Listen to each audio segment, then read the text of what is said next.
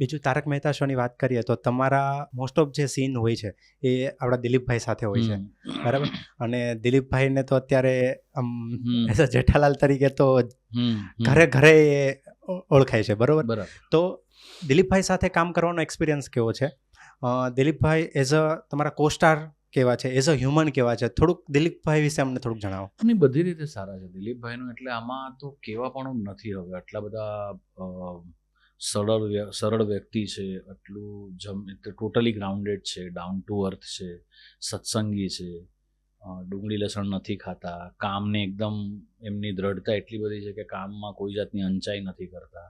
આજે પોતાને એમ લાગે કે આ પાત્ર, આ પર્ટિક્યુલર લાઈન મારે નથી, હું બોલીશ તો એ નહીં મારા પાત્રમાં જાય, તો પોતાને આજે બહુ મોટું, તમને બહુ કોઈ બી એક્ટર માટે પોતાની લાઈનો કોઈ બીજા એક્ટરને આપી દેવી ને એ બહુ કહેવા માટે બહુ સરળ છે કે ના તું બોલી લેજે ને, પણ એ અધરવાઇઝ કોઈ બીજો એક્ટર હોય ને તો એને એ બહુ સ્વાર્થી હોય. મારી લાઈન શું કામ આપું ભાઈ, રાઇટર મારા માટે લખી છે ને તો હું જ બોલીશ, કારણ કે દેખાવાનું મારે છે.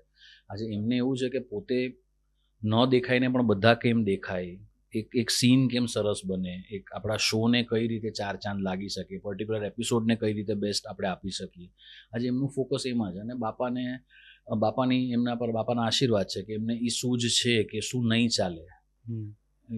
આસિતભાઈને પણ એ સૂઝ છે કે લોકોમાં શું નહીં ચાલે. એ છે ને બહુ બહુ અઘરું છે, પણ એ હોવું બહુ જરૂરી છે કે કરવા માટે તો બધું કરી લઈએ, પણ શું ન કરાય અને શું નહીં ચાલે ને એ શું જોવે બહુ જરૂરી છે. તો એ, અને બાકી વ્યક્તિ તરીકે તો એમને હું 2006થી તારક મહેતા પહેલાંથી ઓળખું છું. એમની સાથે એક નાટક કર્યું છે, લગભગ અડધું વિશ્વ એમની સાથે ફર્યા છે એ શોમાં.